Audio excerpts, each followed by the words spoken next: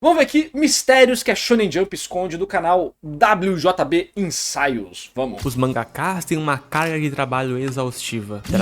Inclusive, eu fiz um vídeo de 1 hora lá no canal principal, onde a gente conversa sobre algumas dessas coisas. E ele fez 2 meses atrás. Caralho, copiei o WJB Ensaios. Deve ter ficado puto o Almaitos. Caralho, eu fiz esse vídeo 2 meses atrás. Esse filho da puta faz um corte de live. Fala a mesma coisa, todo mundo vê. Caralho! Dragon Ball quase acabou muitas vezes. Um autor pode ter até 3 mangás cancelados. Esses são fatos conhecidos sobre a Weekly Fatos? Será que são fatos mesmo? Shonen Jump, a revista de mangás mais popular do Japão. E por mais que desde os anos 60 eles sejam o berço de muitos dos maiores mangás da história, existem várias curiosidades, lendas e histórias que ficaram perdidas, esquecidas nessa trajetória. E é exatamente disso que a gente vai falar no vídeo de hoje. Primeiramente, eu sou o Maitos, sem mais delongas, vamos nessa. Vamos lá, falando sobre as coisas que ele comentou, né? Duas que eu posso de fato comentar. Você ter 3 obras. Eu não sei se isso é um limite real, tá? Mas é meio que um limite social. Tipo, se você tentou 3 obras e as 3 falharam, obras mesmo, não one-shots, né? É meio que o próprio autor fica sem coragem de continuar, né? É um negócio que todo mundo fica meio, cara, não foi dessa vez, né? Não deu muito certo. Então não tem escrito lá no contrato da Shonen Jump, se você tentar 3 vezes, você morre. Mas é meio que o que fica ali, né? Nas entrelinhas. Mas nada impede de você ir para outra revista ou você mudar seu pseudônimo, né? Inclusive tem histórias de que alguns mangakas que não mostram o rosto, um bem famoso aí, seria um outro mangaká que já falhou algumas vezes na Shonen Jump. Seria o... eu não sei se eu posso falar, porque eu obtive informações privilegiadas. Eu não sei se eu tô misturando a informação privilegiada com a realidade. Porque eu já vazei aqui uma grande surpresa, que eu simplesmente esqueci que eu não podia falar, né? Então, eu não vou falar aqui, mas tem um grande mangaká que é um mangaká que já falhou muito no passado e hoje em dia trabalha com outro pseudônimo. Eu tive essa informação da fonte, fofoca da fonte, eu não posso falar. Eu sei mais do que parece, cara, é muito engraçado isso, por causa dos contatos. É... E, e o outro que ele falou sobre os horários, né? De fato, tem mangaká que tem horário merda, mas é aquele negócio, cada mangaká faz seu horário. Tem mangaká que tá de boa, mas tem mangaká que vai se ferrar. Isso acontece muito pelo estilo de trabalho de cada um. Porque 90% do tempo, o mangaka do trabalho, ele tá gastando com fazer o storyboard, né? O name, a sketch. Escolher como as coisas vão acontecer no capítulo. Finalizar a parte mais tranquila. É rápido e a parte mais gostosa pra muita gente, né? Então, usar a mente é chato pra caramba, mas desenhar ali a galera gosta. Só que muitas vezes você fica fazendo refino do que vai acontecer até o último dia, vamos dizer assim, né? Aí no final de semana o cara chama os assistentes, todo mundo tá e faz. Mas é normal que mangaka tenha problema com isso, porque, primeiro, é um trabalho de pressão psicológica muito grande. E muitos deles já são sedentários por natureza, né? Tanto é que o autor de Mangaka da Favela, no Twitter, quando as pessoas falaram sobre isso com ele, nossa, Hagimoto, ou Hagimoto, né?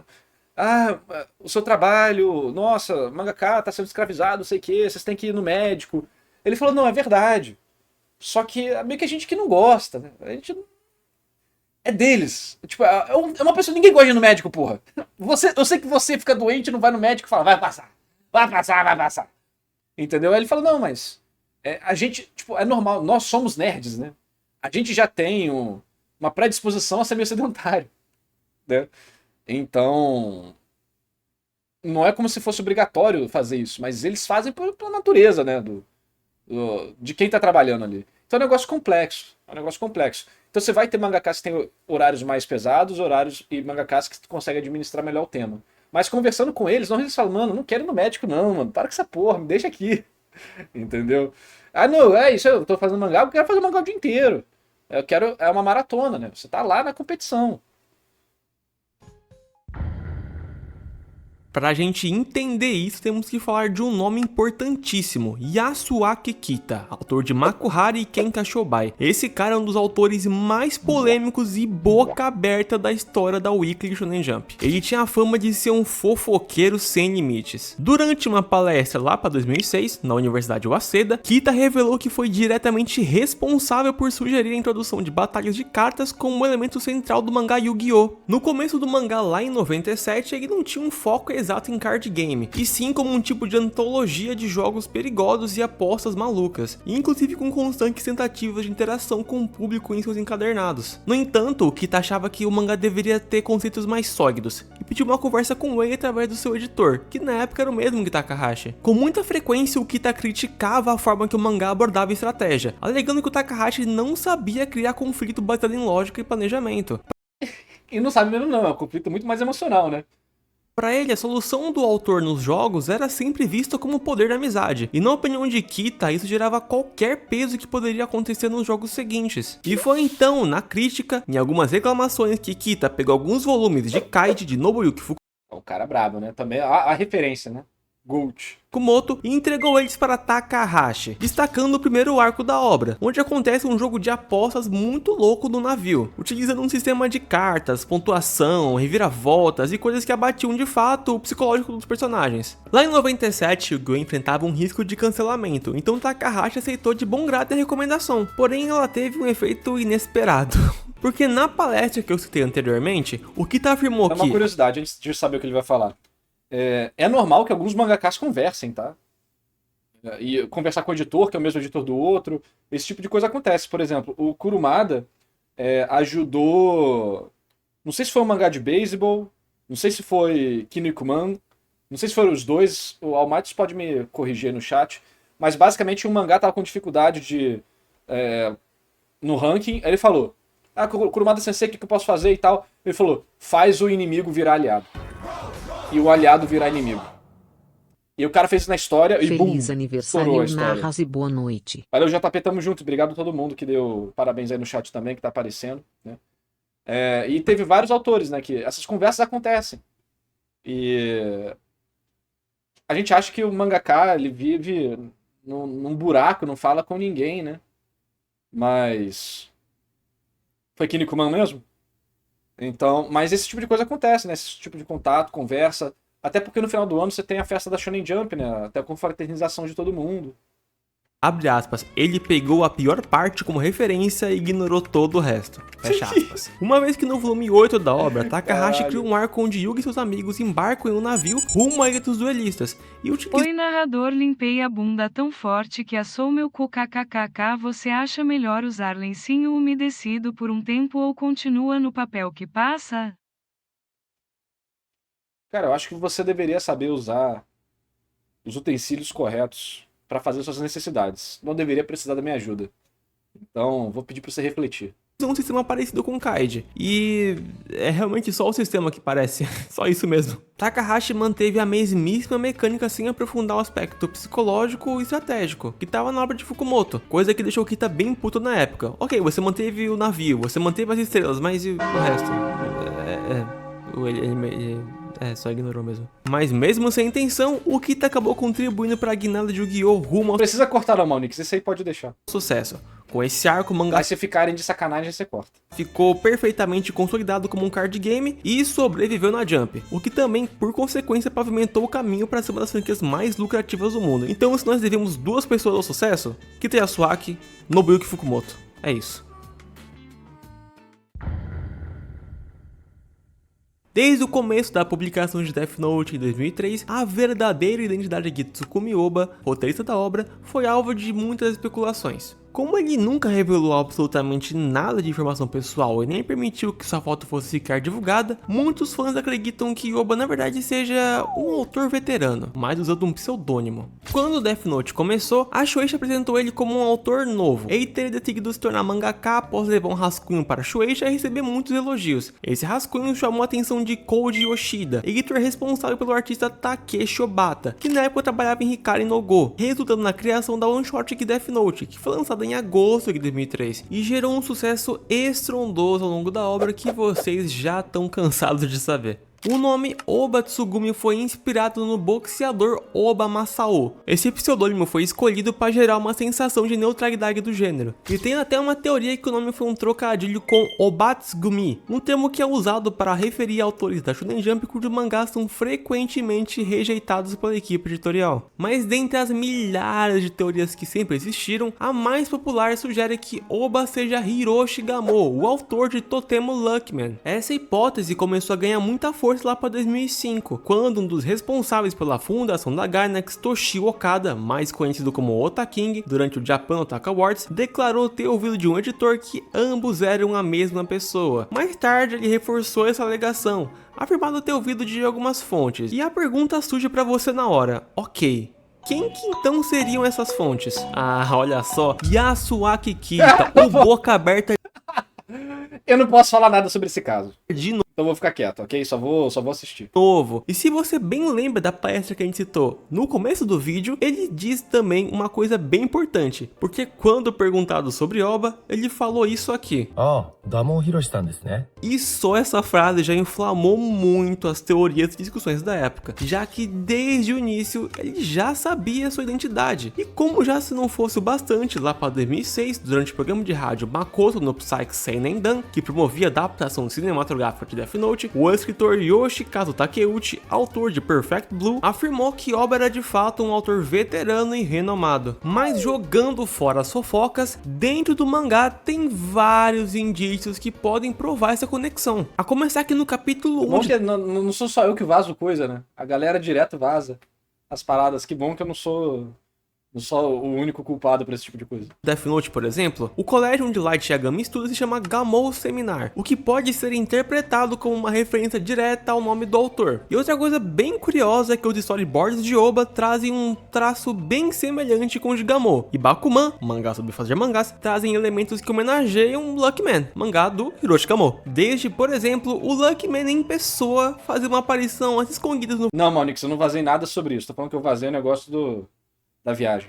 volume 1, até por exemplo, dentro do mangá, o tio de Mashiro, que é o protagonista da obra, tem um mangá chamado Super Hero Legend, que é uma clara paródia ao herói. E lá para 2009, a relação entre os dois autores ganhou ainda mais força quando Oba escreveu um comentário para um livro ilustrado de Gamou. Na capa da divulgação, contava com aquele comentário: nunca vi um livro com um público-alvo tão indefinido, em seguida risadas. E em certo momento do livro, ele continha imagens de uma maçã, um caderno e um relógio de pulso. Elementos esses que estão associados diretamente com Death Note. E junto às imagens, uma frase que lembra o personagem Kira: um novo mundo brilhante e cintilante. E em resposta às especulações, o na época vice-diretor-chefe da Weekly Shonen Jump, Hisashi Sasaki, declarou apenas, abre aspas, não posso comentar sobre isso de forma alguma. Eu também não. Maunix, você pode comentar sobre isso de alguma forma? Fecha aspas, evitando confirmar ou negar a informação, mas a teoria tá aí até hoje. E para quem quiser mergulhar mais a fundo nesse assunto, eu recomendo o vídeo do Manga Crash sobre. Eu não posso comentar nada, gente. Eu tô pique o diretor aí, eu não posso comentar nada. Nem que sim, nem que não. Sim, já teve tokusatsu na Jump. Na infância de muitos mangakas, eles tiveram um apreço muito forte com o mangá, mas não foi o caso de Masakazu Katsuya, porque ele era um garoto dos tokusatsus. Ele amava Ultraman, Super... É foda que o vídeo, ótimo, né? Mas caraca, Almightos. Realmente, canal pequeno no YouTube é sempre o melhor canal. Narrativando antes dos 10 mil inscritos, que era o Narrativando Raiz. Depois virou Narrativando Nutella. Porque, caralho, me diga... quem que vai ser o filho da puta que vai fazer um vídeo falando sobre, caraca, o Tokusatsu na Jump, o fofoqueiro da Jump que fala... É uma informação ultra nichada. O cara vai pegar 10 pessoas pra assistir isso aqui. Vai ser um conteúdo incrível, mas que 10 pessoas vão ver. Por quê? Porque não tem Jujutsu Kaisen. Não tem One Piece. Entendeu? Não tem Solo Leveling. Caraca, realmente, deem valor a canais pequenos do YouTube. Quando eu me vender pra Globo, vamos sentir falta. Pois é, deem valor pra canais pequenos do YouTube. Aqui, ó, o WJB Insights tem 175 inscritos. Porra. Miséria, né? Pô, o cara tá passando fome, morando de aluguel. Na moral, né? Porra. Aí você vai ver o conteúdo do cara absurdamente, tipo, nichado de coisas que você basicamente não acha nem no YouTube gringo. E também você tem no YouTube gringo, esse vídeo não deve nada aos equivalentes gringos. E aí você vai ver o cara ganha 1 centavo por mês do AdSense do YouTube, tá ligado? Sentai e os Metal Heroes. Quando ele começou a fazer mangá com seus 17 anos, essa paixão se refletiu em suas histórias. E o engraçado é que seu objetivo inicial ao participar de um concurso da Jump não era nem seguir carreira, ele só queria ganhar dinheiro suficiente para comprar um aparelho de som. Durante a sua época da escola técnica, o Katsura se cercou de talentos notáveis. Entre seus colegas estavam Katsuya Terada, que mais tarde faria as capas da edição definitiva de sua primeira grande série, e Keita Memiya, designer de nada mais nada menos que Black Kamen Rider, Giban e Garou. Toda essa trajetória pavimentou o caminho para seu grande Me deu um queijo, Giban. primeiro sucesso, É a única coisa que eu sei de Giban. Wingman, lançado em 83. A série foi um fenômeno na Weekly Shonen Jump, rendendo 30 volumes. 30 volumes, estou inventando o número, né? Rendendo 13 volumes encadernados, um anime pela Toei e, mais recentemente, uma adaptação em live action. A história acompanha Kenta Hirono, que encontra uma garota chamada Aoi Yume, que carrega um caderno chamado Dream Note, que é capaz de transformar sonhos em realidade. E, imediatamente, ele desenha o seu próprio super-herói no livro, e assim nasce o Wingman, encarregado de defender o universo do ditador maligno. Para além do mangá ser um tokusatsu bem funcional que agradava o público pela sua forma épica e narrativa, ele também tinha uma coisa bem particular, que ele foi pioneiro em ser um dos primeiros mangás a explorar a cultura otaku, já que ela estava inflamando muito nos anos 80. E o protagonista, Kenta Hirono, era muito fã de heróis, assim como o próprio Katsura, o que serviu de espelho para muitos jovens da época. Mas mesmo com sucesso, o Wingman teve muitas dificuldades. O Katsura adoeceu gravemente no fim dessa realização e precisou ficar um bom tempo hospitalizado. Curiosamente, nas publicações mais antigas de mangá, das editoras, eram mais parecidas com o que você tinha nos Estados Unidos também, né? Onde o autor é um merda e nada é dele. No Japão não foi igual nos Estados Unidos nesse sentido, mas era bem pior do que é hoje, né? Então, hoje em dia, o melhor momento para ser um autor da Shonen Jump é hoje, vamos dizer assim, né? É onde você mais ganha por página, é onde a Shonen Jump te dá mais condições, é onde você tem coisas digitais, assistente é barato, você pode trabalhar de casa, você não precisa ter um estúdio, necessariamente. Antigamente, você precisava de tudo isso e você ainda ia ser tratado como um fudido pela editora. Claro, não tanto quanto os Estados Unidos, mas ainda assim era muito cruel. Complicado isso aí. Na sua recuperação, ele praticamente reaprendeu a desenhar, o que explica basicamente tudo que envolve a mudança drástica no seu reaprendeu e precisou ficar um bom tempo hospitalizado. Na sua recuperação, ele praticamente reaprendeu a desenhar, o que explica basicamente tudo que envolve... Porra! Que sim, uma coisa, acho que é um elemento importante, né? Caraca, antes ele desenhava mal, agora ele desenha bem. Tem alguns poréns aqui, tá?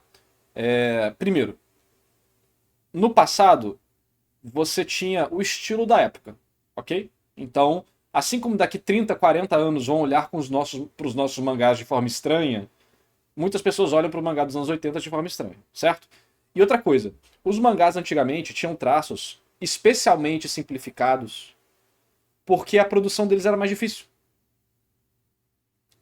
Você tinha propositalmente autores fazendo traços simples para entregar semanalmente. Hoje em dia você tem digital, retícula, digital, Ctrl Z, efeito, sei o quê. Pá, tem um monte de coisa. Hoje, inteligência artificial, vão meter em mangá eventualmente, vocês sabem disso, não dá pra fugir, infelizmente. Antes não. Antes, você tinha que fazer um esforço muito maior para fazer algo bem mais simples. Hoje em dia, com esse mesmo esforço de antigamente, você consegue fazer coisas absurdas. Por isso que o mangá hoje em dia consegue ter páginas com desenhos incríveis, com cenas muito impactantes, com cenários, sei que e tal. Quando você vê antigamente, ele tem uma estrutura mais simples. Porque era o que dava para ser feito com as ferramentas na época, dentro do tempo que eles tinham para fazer aquilo na época. O Toriyama vivia perdendo rascunho de Dr. Slump e não tinha o que fazer, desesperador. Pois é. Então, eu acho muito importante a gente levar em consideração essas questões. Senão a gente só desmerece o desenho do passado. Né? Não só pelo estilo, mas falar, hoje em dia é melhor. Você pode dizer que hoje em dia eles têm muito mais condições de fazer o que eles sempre tiveram a capacidade ou o que eles sempre quiseram eventualmente fazer. Né? Então eu acho importante levar isso em consideração para a gente não desmerecer as pessoas. envolve a mudança drástica no seu estilo artístico após essa fase. A estilística... Aí outra coisa, né? Eu acho importante a gente falar sobre essa questão do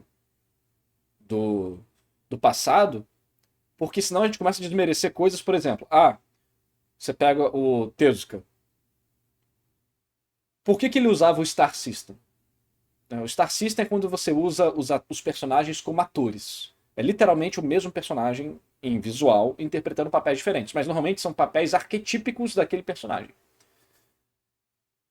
Ele tinha preguiça, ele não sabia desenhar, sei que e tal. Não, porque o Tezuka fazia vários mangás ao mesmo tempo.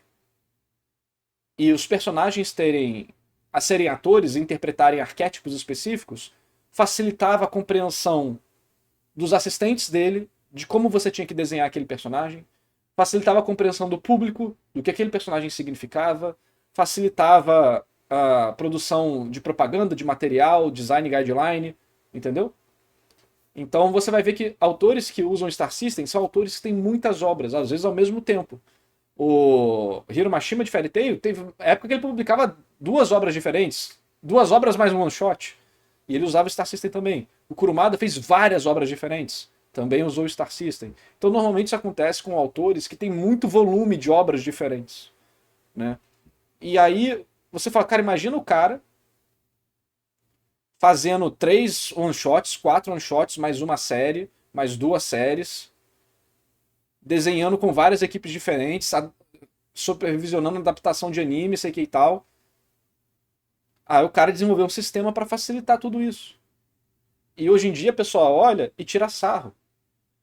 Mas é aquele negócio, né? Às vezes quando você fala mal de algo, isso revela mais de você mesmo do que da coisa que você está falando, né? Como eu posso escrever um mangá sem saber desenhar e sem ter tempo para aprender? Depois do trabalho só tenho tempo para estudar escrita. Então, você tem que virar roteirista, né? Roteirista de mangá. Ou roteirista de séries. No Brasil vai ser muito difícil, né? Virar roteirista de mangá. Mas você vai aprender a ser roteirista de cinema, de novela, ou escrever livro. Vai ter que aprender prosa, se você quiser escrever livro. E mais roteiristas, as coisas assim, é muito difícil. Vai importar muito networking, tá, cara? Então começa a escrever novel. Mete o braço aí na novel, mete bala nas novel aí. Wattpad e tudo mais. É treino. Não se aprende nenhuma habilidade só na teoria, tem que meter prática. E teoria você tem um monte de coisa pra recomendar, né? Nos meus vídeos já recomendei. Aí agora é prática. A dica dele, que acompanhava os padrões da época, se viu posteriormente se tornando inconfundível, que marcou um capítulo novo Ele que fez DNA ao quadrado? Esse é DNA ao quadrado, né? na sua carreira. Katsura viu muito da sua trajetória sendo moldada pela visão editorial da Jump. Ele queria criar mais histórias de heróis, mas Kazuhiko Torishima, um dos editores mais influentes da revista, via nele um talento promissor para... Foi ele que fez o Torishima, além do Akira Toriyama, ele também foi editor aparentemente, desse cara, DNA ao quadrado, né? É que tem DNA Angel, que eu confundo, DNA Anjo, com o DNA ao quadrado. DNA ao quadrado. Os ambos passavam no Locomotion / Animax, mas enfim. O Torishima também tinha um autor de mangá que era um ótimo desenhista, mas não conseguia escrever roteiro direito. E aí o que aconteceu? O Torishima sempre foi muito interessado em jogos, videogame. E aí ele acabou escutando umas histórias sobre um jogo de RPG, ele conheceu as pessoas, ficou muito interessado no projeto, vamos nos unir, vamos fazer um negócio interessante e tal, sei o quê. Aí ele juntou um roteirista foda, um programador foda, um diretor foda, né? E um desenhista foda. E o desenhista foda que ele tinha contato era o Akira Toriyama. Ele juntou as pessoas para fazer Dragon Quest. Ele ficou sabendo que o Dragon Quest existia, estava sendo produzido, e conheceu as pessoas e chamou o Toriyama para participar. E daí surgiu o Dragon Quest. O primeiro de todos. Né? E também ele tem outras obras que ele foi editor, né? E aí você tem o livro dele, né? Que ele fala sobre isso. Sobre essas outras histórias que ele foi editor e o que cada uma delas traz, né? Ele fez... Isso aqui não é DNA ao quadrado, não. Ou a menos que o nome tenha sido modificado. É Video Girl AI. Video Girl AI. Aqui.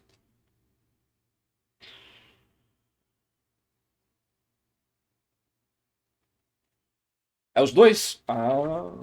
Agora tudo faz muito sentido. Então, o cara tem uma importância muito grande para a indústria. E as pessoas gostam de pegar o que ele fala e deturpar. E ficar brigando no Twitter, pelo jeito.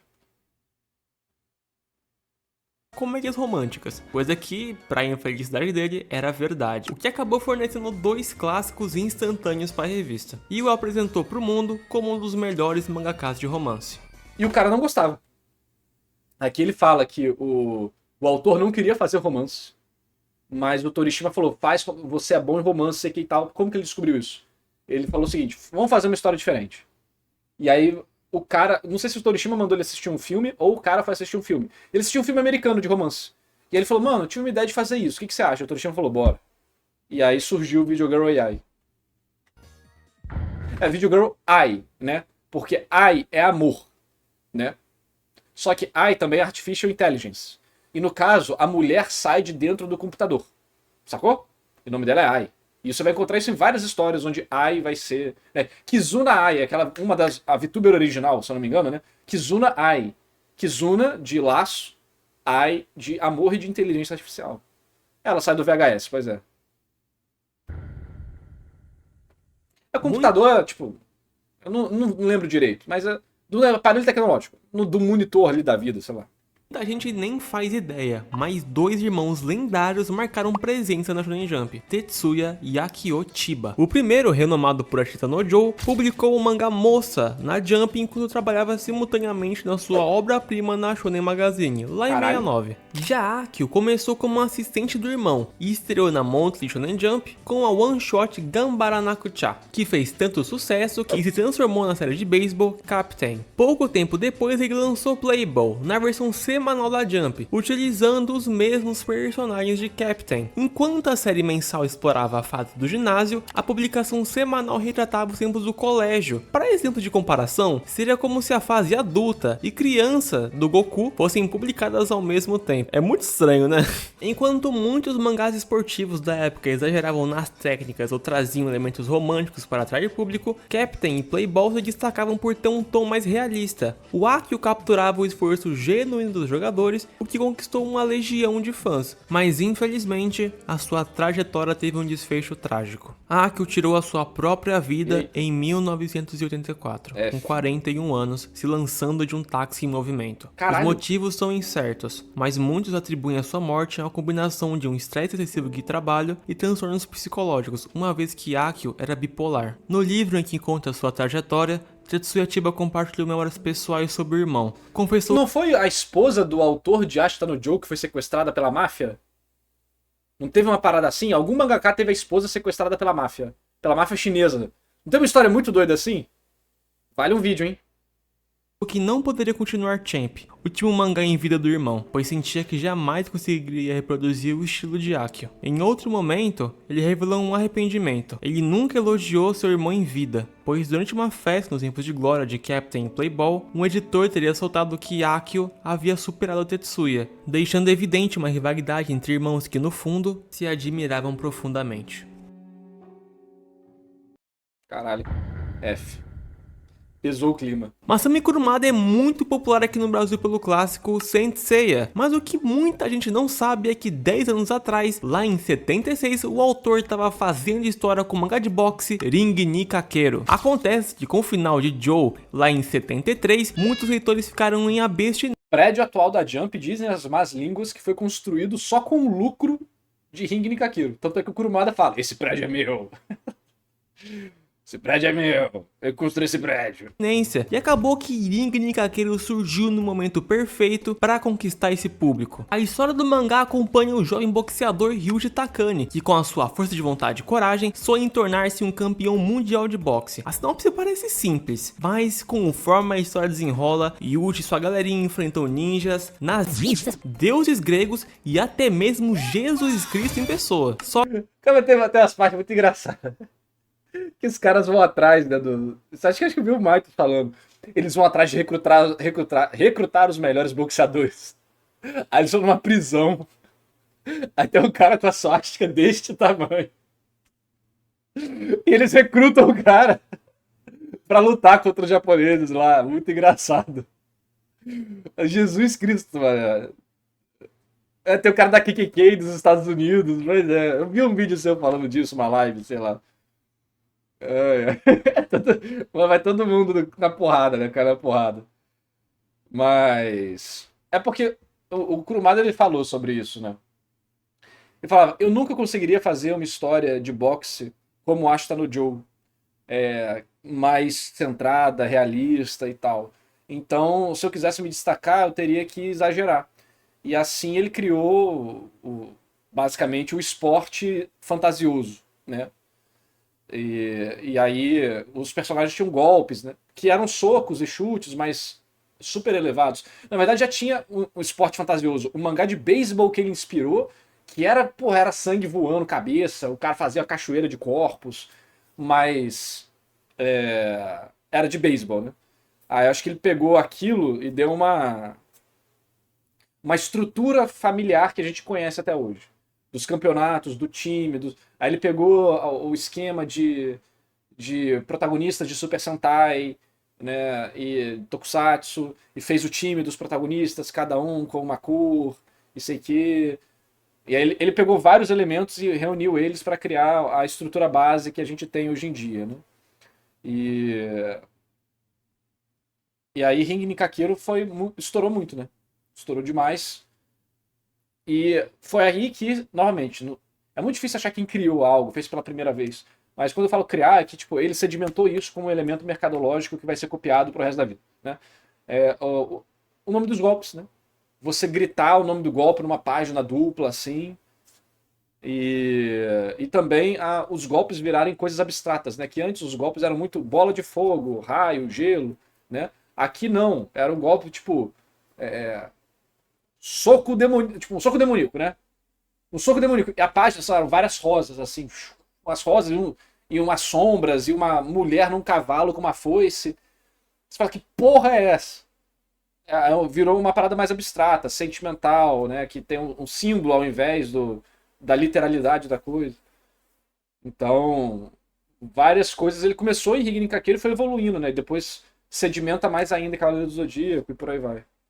Nazistas, deuses gregos e até mesmo Jesus Cristo em pessoa. Só que desde meados do primeiro arco, vinha sendo construída uma relação de rivalidade contra o personagem Kenzaki Jun, que apesar de sempre ser companheiro do protagonista, ambos sempre disputaram o topo. E com a chegada do final do mangá, a fatídica batalha deles estava finalmente sendo concretizada após 25 volumes. O evento dessa luta épica gerou para Shonen Jump a primeira vez na história que um capítulo final foi 100% colorido, honrando a expectativa absurda dos leitores. E para vocês terem noção, até hoje apenas Dragon Ball, Slandunk, Naruto e Kochikame conseguiram esse feito. 4 mangás desde 1981. E apesar de Ring Nikakero nunca ter sido publicado aqui no Brasil, ele se consolidou como um dos maiores clássicos da revista, rendendo mais de 13 milhões de cópias em circulação e indiretamente